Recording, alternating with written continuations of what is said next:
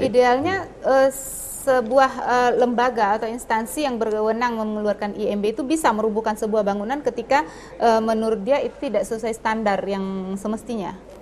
Ya sebenarnya kalau prosedurnya sudah jelas ya, misalnya untuk mendirikan bangunan itu secara administrasi sudah dipenuhi, secara teknis sudah terpenuhi, kalau dia melanggar juga itu saya kira bisa dibongkar. Tapi saya kira begini, pemerintah ini kan harus bisa mencegah sebelum dibangun. Jadi kalau memang sudah tidak izin, tidak ada keluar izinnya, ya jangan diberi bangun gitu. Jadi, tapi kalau kasusnya seperti tadi dibangun dulu karena kejadian kemarin kan yang banyak rumah masyarakat ya. Betul. Nah kalau kejadiannya sudah seperti itu dibangun dulu baru diurus IMB-nya kan tidak bisa melakukan apa-apa lagi Pak Febrin. Betul. Jadi memang dua aspek ini harus menjadi sasaran IMB. Aspek administratif ini segala macam untuk pendataan penting ya untuk bangunan. Yang kedua itu aspek teknis, ini dari konstruksi juga penting. Nah, kedua syarat ini harus dipenuhi ya oleh rumah yang akan dibangun. Nah, kontrolnya itu kan ada di regulator dalam hal ini pemerintah. Nah, saya kira ke depan kita belajar banyak dari pelajaran gempa kemarin. Itu kalau bisa fungsi kontrol administrasi dan teknis itu dijalankan. Nah, saya melihat begini, ada di dalam masalah gempa ini kan ada mitigasi, mencegah ya, artinya kalau bangunan itu masih oke sekarang, tapi kita nggak tahu kalau dengan gempa yang lebih besar dia akan roboh. Nah, yang kedua, setelah gempa kemarin itu banyak bangunan rusak. Ada yang orang sudah memperbaiki, tetapi aspek teknisnya itu juga belum dikontrol. Apakah perbaikan sudah betul atau tidak? Nah, kedua hal ini harus dilakukan segera ya, supaya untuk antisipasi gempa-gempa ke depan bangunan yang ada tidak roboh lagi. Jadi harapan saya dinas terkait, terutama dinas perizinan ya, itu betul-betul buat regulasi yang kemudian regulasi itu betul-betul diterapkan ya. Kedua aspek tadi harus dikontrol dengan benar. Ya. Berarti di dalam regulasi ada included di situ bangunan ini aman gempa begitu barangkali? Ya. Jadi di aspek strukturnya ada dievaluasi, ada standar minimal untuk bangunan aman gempa. Itu ada berapa poin ya yang harus dikontrol. Selama ini tidak masuk di dalam persyaratan IMB? Nah, untuk bangunan-bangunan rumah masyarakat saya kira itu umumnya tidak terkontrol dengan baik. Tapi dalam persyaratan IMB itu ada nggak Pak? Ini saya tidak tahu persis ya, tapi harusnya ada itu. Ya, kalau SOP-nya harusnya aspek struktur itu harus dievaluasi. Gimana Pak Henry? Termasuk nggak persyaratan seperti itu dalam pengurusan IMB dan regulasi lainnya selama ini?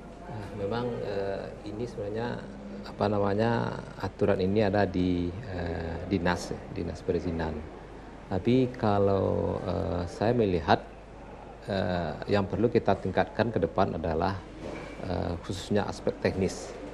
Kita tidak bisa lagi menyatakan apabila bangunan katakan 100 meter persegi itu akan di bawah lurah atau lebih 150 di bawah camat. Nah, sementara aspek teknis ini sangat penting. Jadi selama ini yang diatur cuma sekian persegi di bawah Iya. Nah, ini saya kira harus dilakukan semacam birokrasi perubahan lah.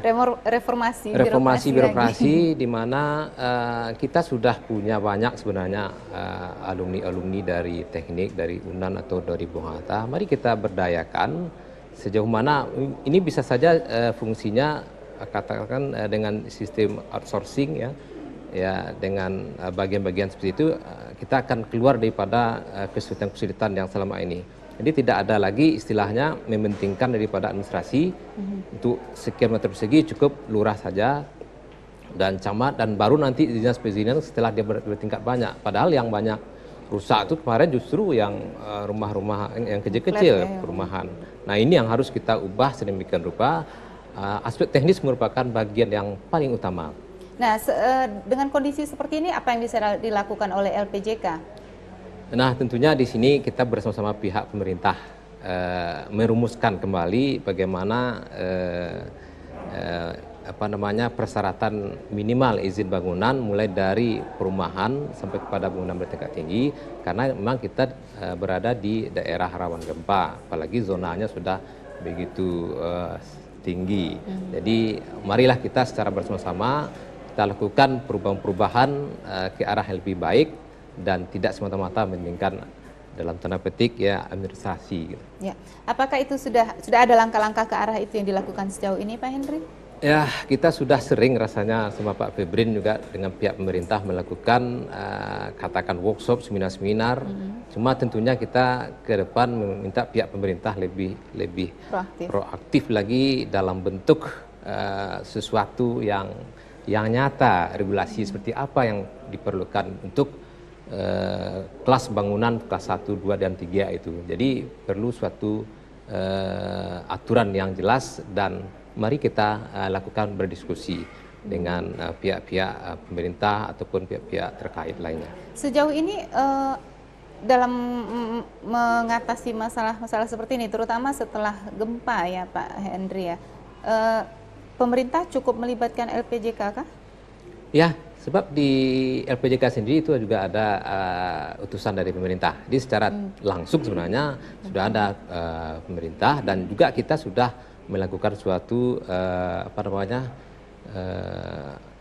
diskusi ataupun masukan-masukan kepada pihak pemerintah dalam hal ini baik ke DPRD ataupun ke gubernur sendiri. Masukan akibat daripada gempa kemarin. Baik. Ke Pak Febrin lagi. Pak Febrin, ini sudah 6 bulan ya, sudah 6 bulan dan masyarakat juga baik itu secara swadaya maupun dibantu khususnya untuk fasilitas-fasilitas umum dibantu oleh donatur-donatur sudah mulai melakukan rekonstruksi atau restrukturisasi atau bahkan membangun benar-benar membangun baru gitu ya. Nah, untuk bangunan-bangunan yang tidak rusak total tetapi diperbaiki. Nah, sejauh mana garansinya bahwa bangunan itu sudah boleh ditempati lagi? Oke. Saya kira ini salah satu hal yang mungkin perlu dibuatkan regulasinya. Karena terus terang saja untuk yang rekonstruksi itu belum ada regulasi yang saya lihat ya. Kalau untuk mendirikan baru itu biasa prosesnya jelas IMB ya. Jelas, tapi kalau dia rusak kita perbaiki, apakah perlu dibuat IMB baru lagi atau bagaimana? Nah, jadi yang seperti ini memang sepengetahuan saya itu belum ada regulasi yang mengatur. Nah, lalu siapa yang menjamin kalau bangunan yang diperbaiki itu memenuhi persyaratan atau aman gempa? Nah, ini yang kita sampaikan kemarin ke pemerintah yang melalui jalur informal perlu dikawal ya, karena banyak yang membangun kembali itu aspek aman gempanya tidak ada yang mengontrol. Malah terkadang langsung tukang yang membangun, padahal tukang yang membangun itu dulunya dia sudah salah membangun, masih diberi kepercayaan lagi membangun. Nah, jadi apalagi bangunan-bangunan publik ya, karena bangunan publik ini memang harus aman ya. Jadi jangan sampai ya publik itu korban karena bangunan itu tidak ada jaminan. Nah, saya kira pemerintah di sini punya wewenang memastikan setiap bangunan publik itu harus ada semacam evaluasi atau audit ya khusus ya, sehingga betul-betul bisa dikatakan aman, layak dipakai untuk publik. Nah, kalau belum ada, kemarin saya coba usul itu dibentuk tim ya, katakanlah tim ad hoc atau tim apa menjelang ada yang terstruktur ya permanen, tim ahli bangunan gedung. Nah, berdayakan tim ini. Tim ini adalah tim ahli bangunan terhadap gempa. Jadi kalau ada bangunan publik, dia mau direkonstruksi, cek dulu ya prosesnya semua itu sudah oke nggak. Kalau dapat approve dari si tim ini, oke, lanjut silakan bangun. Termasuk juga waktu proses pembangunan. Karena begini, pengalaman kita, bangunan aman gempa itu tidak hanya di aspek desain. Desain sudah betul, tetapi pelaksanaannya tidak sesuai, ini juga fatal. Dan umumnya yang saya amati, justru pelaksanaan ini lebih krusial, ya, lebih kritis ya dibanding dengan desain. Ya, jadi kalau dia desain itu dilaksanakan saja apa adanya, mungkin masih lebih baik ya dibanding dengan desain bangunan aman gempa, tetapi pelaksanaannya jauh aman gempa. Nah, pelaksanaan ini saya amati di lapangan banyak yang sebenarnya simpel, tapi karena tukang kita itu sudah biasa dengan pola kerja dia yang lama, itu menyebabkan aspek tahan gempanya hilang. Seperti koneksi, sambungan. Sambungan itu harus ada overlapping, dibengkokkan segala macam. Itu kecil, tetapi fatal akibatnya kalau nggak dilakukan. Termasuk begal. Begal itu harus diikat ujungnya ya, kait ujungnya. Kalau nggak dilakukan cuma ditempel begini, dia terbuka. Nah yang simpel-simpel seperti ini hanya habit ya, atau kebiasaan atau budaya tukang membangun. Ya. Cukup sekali kita kasih tahu, ya saya kira cost-nya nggak akan besar itu. Dia akan mengubah polanya menjadi pola yang betul. Nah yang simpel-simpel seperti ini yang saya kira aspek pelaksanaan perlu kita awasi. Menjelang si tukang-tukang ini terbiasa. Nah itu mungkin. Sejauh ini hal-hal seperti itu kan di lembaga klinik ya Pak ya, itu ada membina tukang-tukang juga kan ya? Ya itulah yang kita lakukan. Ya kita memang bekerja secara volunteer ya, jadi tidak terstruktur. Artinya apa? Artinya kapasitas kita juga terbatas. Ya, jadi yang bisa kita latih itu mungkin berapa persen lah dari tukang yang ada. Nah harapan saya begini, pemerintah itu bikin regulasi nanti semua tukang harus bersertifikat. Ya. Yang tidak bersertifikat dilarang membangun.